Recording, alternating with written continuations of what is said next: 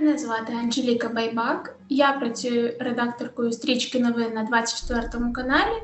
Повномасштабне вторгнення ми зустріли на території Херсонської області. На той момент я працювала на сайті Курс України, також на посаді редакторки стрічки новин. Ми не очікували, що все-таки Росія наважиться на повномасштабне вторгнення, тому що війна у 22-му році, у 21 столітті – це щось з розряду фантастики, як на мене. До березня місяця, десь перші 2 тижні березня, я ще працювала, поки не опинилася на окупованих вже територіях. Село, в якому я була в Херсонській області, окупували росіяни. І тоді вже я перестала працювати, тому що не було комунікацій, світла, інтернету. Ну і взагалі це вже було тоді небезпечно, тому що я працювала в українському медіа. І це вже було дійсно небезпечно. Це було село Широка Балка, Херсонська область і Херсонський район. Ми були дуже близько до лінії розмежування, назвемо це так, тому що ми буквально жили на цій лінії розмежування і застали дуже активні бойові дії.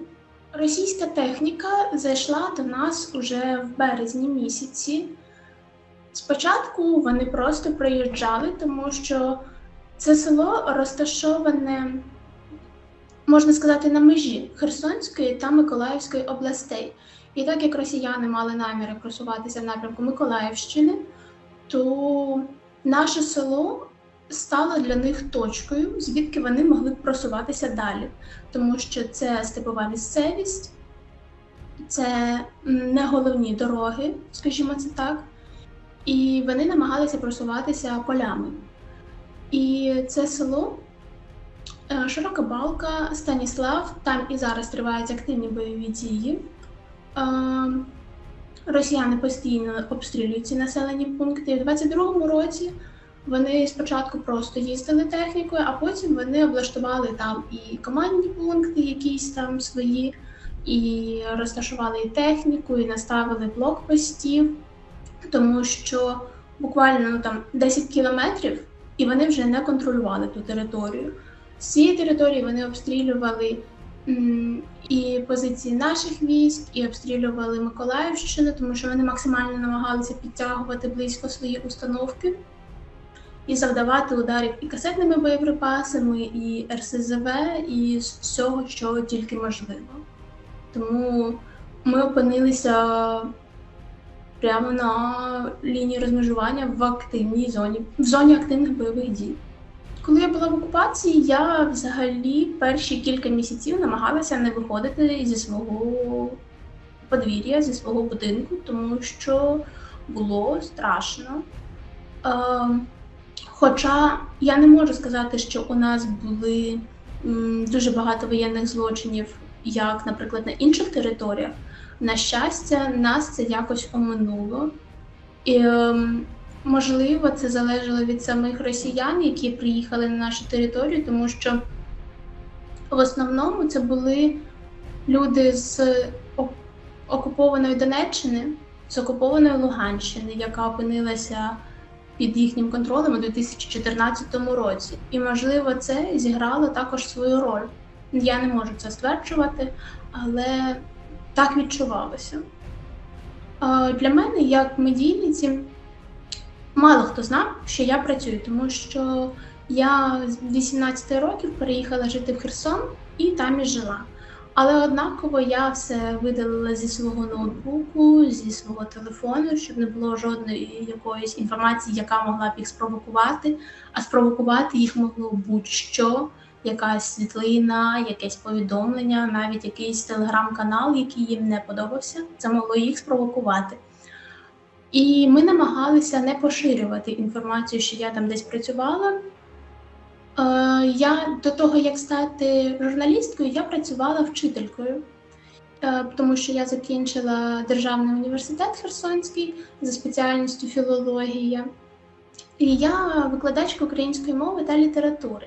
І ми намагалися на цьому що коли окупанти запитували, де там працюють ваші діти, ну, моїх батьків, то тато сказав, що я там тільки закінчила університет, і в мене взагалі диплом вчительки, і якось так от вийшло, що я поки з батьками. І все. Ми вигадали таку історію, і тому намагалися це не афішувати. Але однаково, коли ти проїжджаєш блокпости, нас їх було дуже багато. В якийсь момент їх стало, щоб приїхати 30 кілометрів до Херсона. Їх стало там буквально, я не знаю, 12-13 блокпостів через кожні 1,5 кілометри. І ці постійні перевірки телефонів. І не можна було сказати, що в тебе немає мобільного телефону, тому що це їх, ну, вони в це не вірили. Давати абсолютно чистий телефон також не можна було, тому що вони також розуміли, що все підчищено.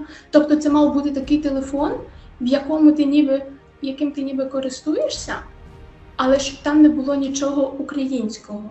От так мало бути. Тому було страшно, але ми намагалися якось цього не показувати, щоб не підживлювати їхні плани, що от їх бояться тут, на цій території. Наше село опинилося під контролем росіян в 20-х числах березня 2022 року. Окупація тривала 8 місяців, і день деокупації я насправді не вірила. Я не могла повірити в те, що відбулося, тому що на той момент, листопад місяць, окупанти пошкодили газопостачання, вони підірвали тоді вишки електропостачання, і ми залишилися без комунікацій. І 10 листопада ми з татом поїхали в Херсон, тому що нам треба було заповнити газові балони. Нам не було на чому готувати їсти, нам треба був газ. Листопад, вже холодно. На вогнищі на вулиці готувати також погана ідея, тому що постійні обстріли. І ми поїхали в Херсон, і коли ми поверталися, на половині дорозі нас зустріли ще росіяни. І ми проїхали ці блокпости, і коли ми під'їжджали до нашого села, ми дивимося, що на в'їзді стоять військові. Але ми тоді дуже сильно почали переживати, тому що до цього в них були активні дні, коли вони збирали всі свої речі. Тобто вони буквально тікали дуже швидко, і вони гребли просто все, що опинялося під їхньою рукою. І коли ми побачили, а вже було ніч, і коли ми побачили, що на блокпосту стоять військові, ми думали, що завезли нових росіян. Але коли ми туди під'їхали і побачили військових ЗСУ, я не знаю, як описати ці емоції, тому що це був шок разом з радістю. І я навіть не можу описати ці емоції, які ти відчуваєш в той момент. І насправді ми не могли в це повірити. І ми були шоковані, скільки людей живе в наших населених пунктах, тому що всі намагалися мінімізувати свої виходи на вулицю, мінімізувати походи в якісь там магазини або там покупки, щоб зайвий раз не зустрічатися з росіянами, не контактувати з ними. І коли ми доїхали вже до центру села і побачили, що висять українські прапори, це було просто, дійсно неймовірне щастя. Ми були дуже щасливі, що нарешті наші військові змогли до нас прийти і повернути під контроль наші населені пункти. І от перший місяць після деокупації, звісно, це був трохи хаос, але він був щасливий, цей хаос, тому що ми бачили дуже багато військових, наших, українських. Ми були дуже щасливі з ними поспілкуватися, когось обійняти, нагодувати і просто дізнатися, як вони були, як вони до нас дійшли. Зараз ситуація там дуже погана, я б сказала, що вона критична, тому що росіяни обстрілюють цивільних просто щохвилини. Зараз у них справжнє там якесь, як це називають зараз, сафарі, тому що вони дійсно полюють на цивільних. FPV-дрони стали такою загрозою, що люди бояться просто вийти навіть з будинку. Не те, щоб там кудись поїхати, а просто банально вийти на вулицю, бо кожен похід може виявитися смертельним. Звісно, наші комунальники, які просто, я не знаю, як їх назвати, ці титани, вони намагаються підтримувати там життя. Я виїхала з села у травні 23-го року. Це був період, коли почалися дуже сильні обстріли з артилерії, з мінометів, і вони починалися в будь-яку мить, в будь-який момент просто. І це було дуже страшно і небезпечно, тому що гатили вони по будинках, просто по всьому. На той момент я вже виїхала, і ситуація загострювалася, напевно, постійно. Тобто вони постійно обстрілювали з озброєння, але дрони стали справжньою небезпекою десь, напевно, в кінці літа. Вони і раніше залітали, але це не було так масово. А зараз їх просто дуже багато, і вони постійно літають.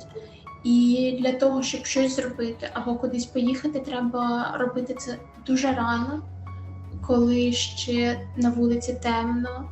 І наші люди ще ніколи, напевно, так не були щасливі, коли погана погода, коли йде дощ, коли йде туман, коли сильний вітер, тому що тоді окупанти не можуть запускати свої дрони. Звісно, вони це також роблять, але це відбувається не так активно, не так масово. І тоді хоч є якась змога щось зробити, вийти спокійно на вулицю або десь поїхати. Нині я живу у Миколаєві і продовжую працювати дистанційно на 24-му каналі. Звісно, Миколаїв страждає від російських обстрілів, тому що з Криму балістика може прилетіти в будь-який момент, і часто це може відбутися ще до того, як оголошено повітряну тривогу. Росіяни також обстрілюють місто іншими крилатими ракетами, також атакують шахедами. Плюс часто вони їх запускають саме з території тимчасово окупованого Криму, тому все летить через Миколаївщину. Тому так, безпекова ситуація тут, звісно, не найкраща. До цього обстрілу у мене було дуже тривожне відчуття. Я не знаю чому, я себе накручувала, що от щось має статися. Я не знаю, чому це відбувалося, і це відбувалося дуже довгий час.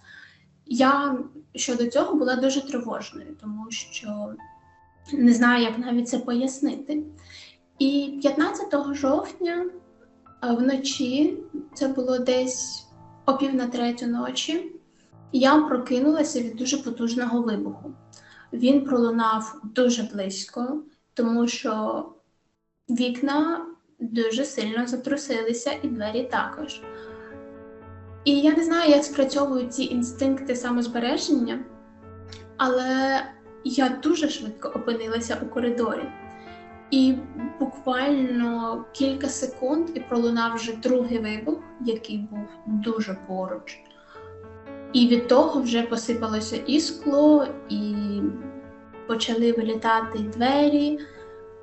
Ну і, в принципі, ми зрозуміли, що прилетіло десь дуже близько. Ми просиділи в коридорі, почекали, бо боялися, що може бути ще один десь прильот. На щастя, його не сталося. І коли ми в телеграм-каналі у Ванька прочитали, що вже в нашому районі все нормально, ми вийшли з коридору в кімнати, почали оглядати, які в нас наслідки. І ми побачили, що в одній кімнаті повністю вилетіло все скло, вилетіли балконні двері, балкони також, все скління, яке на них було, всі шибки також вилетіли. І коли ми вийшли на інший бік квартири, то побачили, що за вікном почалася дуже сильна пожежа. Як я потім вже дізналася, пожежа була на ринку, горіли магазини, горіли точки ті, де там люди продавали велосипеди, фарбу, якісь інші побутові речі, які можуть знадобитися кожного дня в господарстві. І це було також дуже страшно, тому що коли горів шифер і воно вибивається, воно ніби так як трошки як вибухає, відбувається якийсь такий гучний звук, то в ті моменти було дуже страшно. Що там все горить, все охоплено полум'ям, і ми дуже боялися, щоб там ніхто не постраждав. Але на щастя, в нашому районі, в нашому будинку тоді ніхто не постраждав від вибухової хвилі, на щастя, нікого не поранило. І на ринку, де, в принципі, стався приліт, із людей ніхто також не постраждав. Це сталося 15 жовтня 2024 року, близько о 2:30 вночі. Моя зміна мала початися о 6 ранку, але у нас дуже гарний колектив, і мені швиденько знайшли заміну, тому я вирішувала вже свої питання, що тут треба було, тому що ви розумієте, як відбувається процес після цього, коли приїжджає поліція, коли вони записують, фіксують наслідки ворожого обстрілу, тому так. Я в той день мала працювати, але я не працювала, мені дали вихідний. І після того так вийшло, що я мала також вихідні дні, тому я мала час, щоб вирішити всі ці проблеми. Зранку почали приїжджати комунальні служби, які оглядали наш будинок, нашу багатоповерхівку. Десь в другій половині дня вже привезли листи ДСП, щоб люди могли зашивати вікна. Так як у нашому будинку дуже багато людей похилого віку, то комунальники самі підіймалися до квартир, брали заміри вікон, дверей, кому що треба було, і вирізали ці листи ДСП і допомагали зашити, тому що жовтень, вже було прохолодно, дощі тоді були, здається, і так допомагали людям якось ліквідувати наслідки цього обстрілу. Ми також тоді займалися і прибирали це все, тому що скло було скрізь, воно було і в одязі, і в ліжках. Наступного дня балкон ми зробили в той же день, зашили його самостійно, а вже наступного дня зашили балкони, і вже нині ми замінили двері, замінили вікна, і, можна сказати, повернулися до нормального життя, якщо це можна так назвати. Зараз на 24-му каналі я почуваюся ніби як з сім'єю, тому що колектив дуже дружній, всі один одному допомагають, готові вийти в будь-яку хвилину на допомогу, тільки подай сигнал, навіть не треба казати про це. Я намагаюся абстрагуватися, і коли ти пишеш там якісь новини про обстріли, про жертв, або про наших загиблих захисників, про воєнні злочини окупантів, як вони там розстрілюють, катують людей, то кожного разу, коли ти таке пишеш, ти однаково це все проживаєш ніби разом з тими людьми. Місто живе. Хочу сказати, що я переїхала сюди у травні 23-го року, і відтоді місто оживає. Людей стає більше, автівок на дорогах також стає більше. Місто працює, відкриваються якісь нові магазини, нові кав'ярні, нові заклади, щось відновлюють. Але, звісно, ти не можеш бути впевнений у тому, що це все залишиться до завтра.